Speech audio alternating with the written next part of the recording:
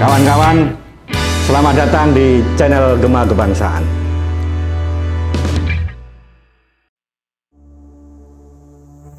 Saya Joko Kanigoro. Beberapa waktu yang lalu, kalau nggak salah sekitar bulan Maret ya, waktu Hari Raya Idul Fitri, kita dikagetkan dengan adanya berita berdirinya sebuah partai baru yang tiba-tiba muncul di awal pemerintahan Prabowo Gibran. Namanya Partai Gema Bangsa. SK Kumham terbit sebelum Lebaran. Kita semua bertanya-tanya, siapa dan apa Partai Gema Bangsa ini?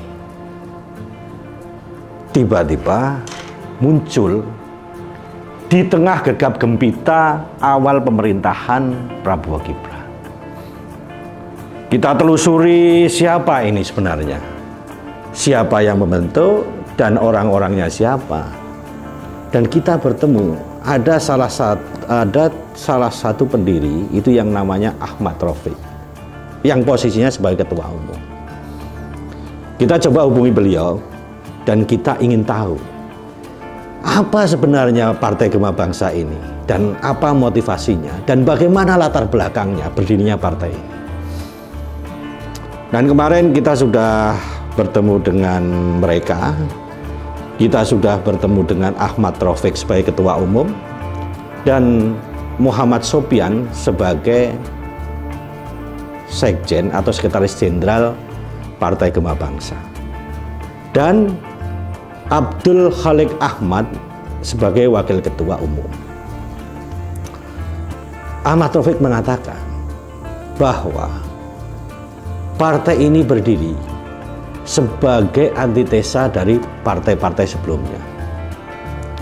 Kan kita sempat bingung nih, apa maksudnya partai sebagai antitesa dari partai-partai yang ada. Padahal partai-partai yang ada ini sudah di masa reformasi ini sudah hampir 6 kali pemilu. Artinya sudah berhasil membentuk pemerintahan dari pemerintahan Gus Dur, Megawati, Pak SBY, Pak Jokowi, dan Pak Prabowo saat ini.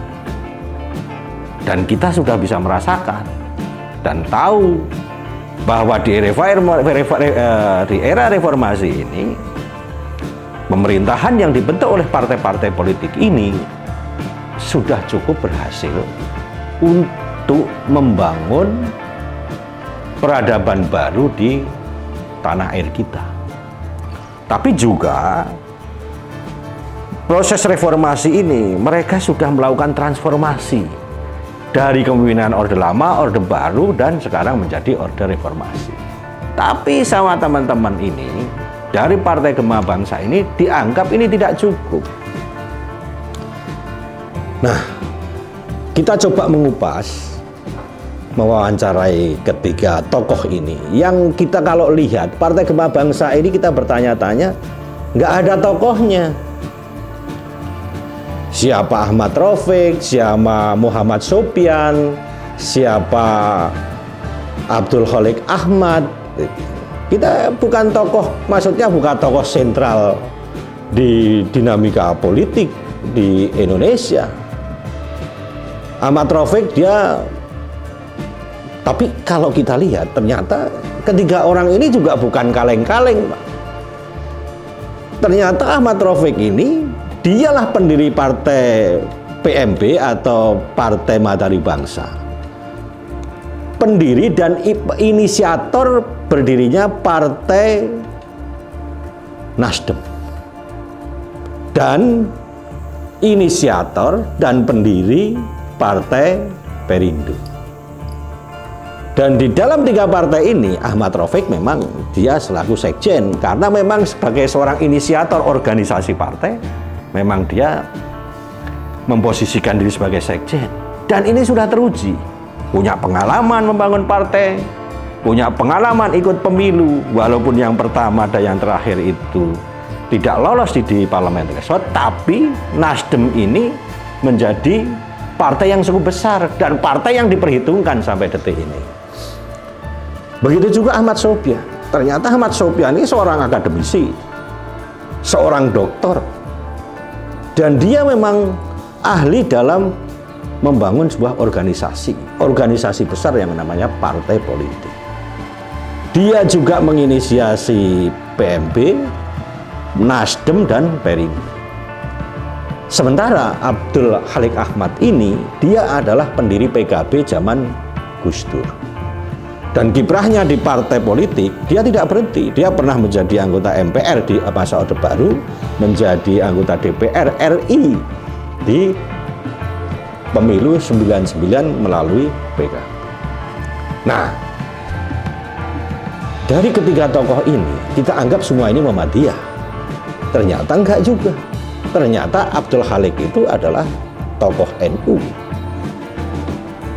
Nah, pertanyaan-pertanyaan inilah yang muncul di kalangan masyarakat kan.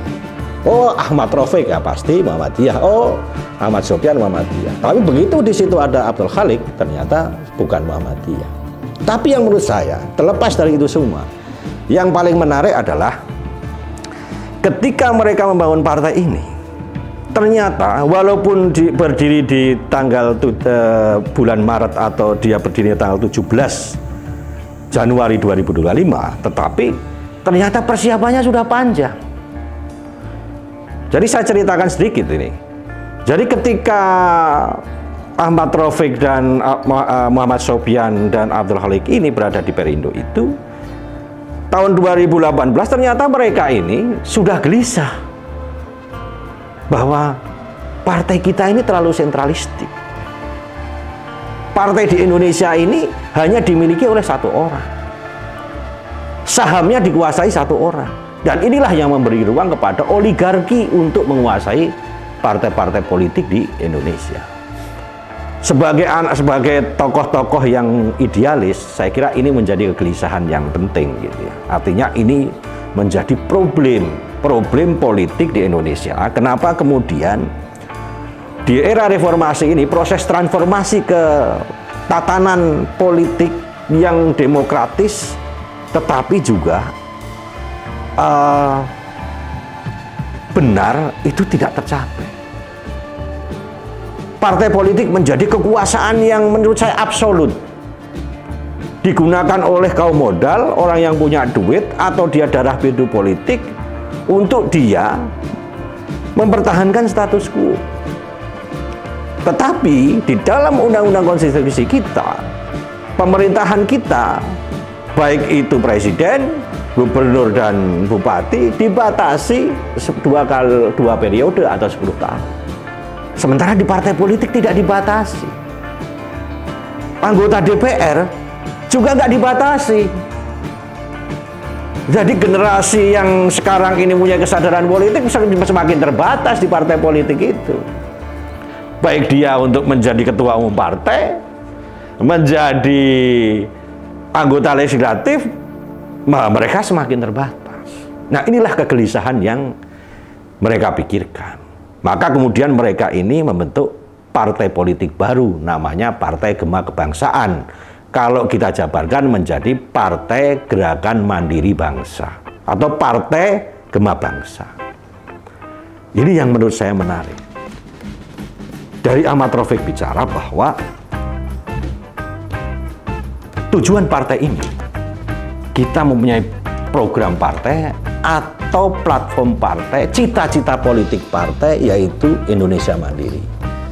Indonesia Mandiri ini harus dalam artian secara filosofis memang Indonesia ini sekarang ini masih tergantung pada banyak hal. Maka kemudian platform ideologi Partai Gema Bangsa adalah Indonesia Mandiri.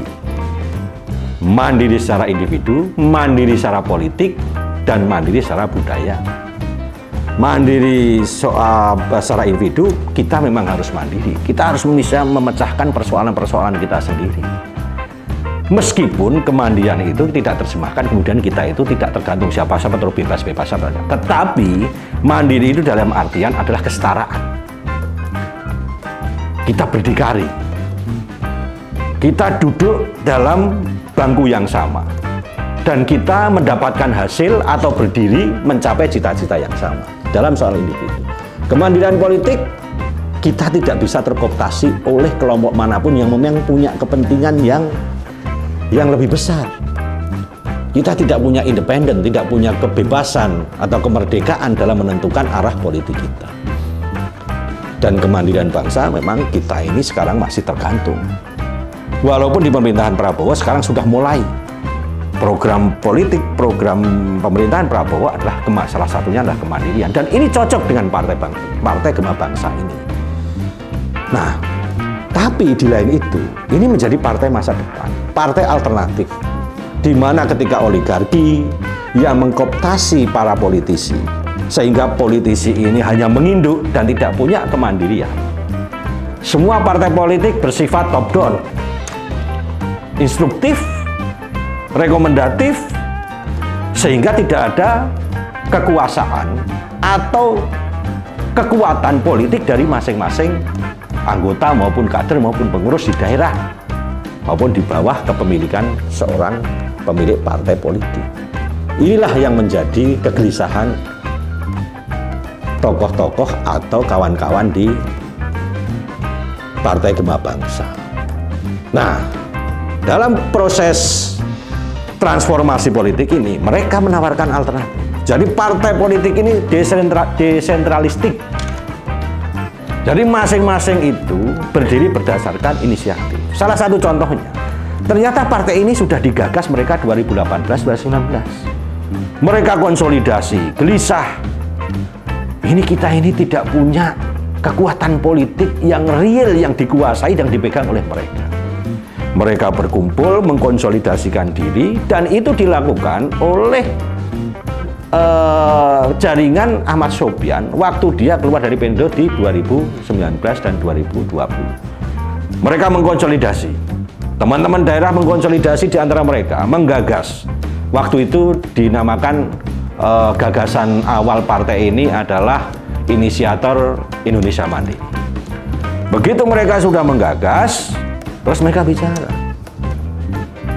Ini kemudian partainya ketuanya siapa? Nah, timbullah itu perdebatan di situ.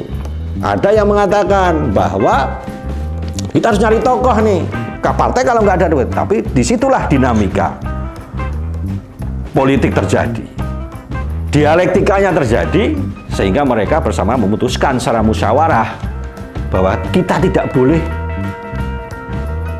bisa mencari tokoh yang sifatnya kooptatif.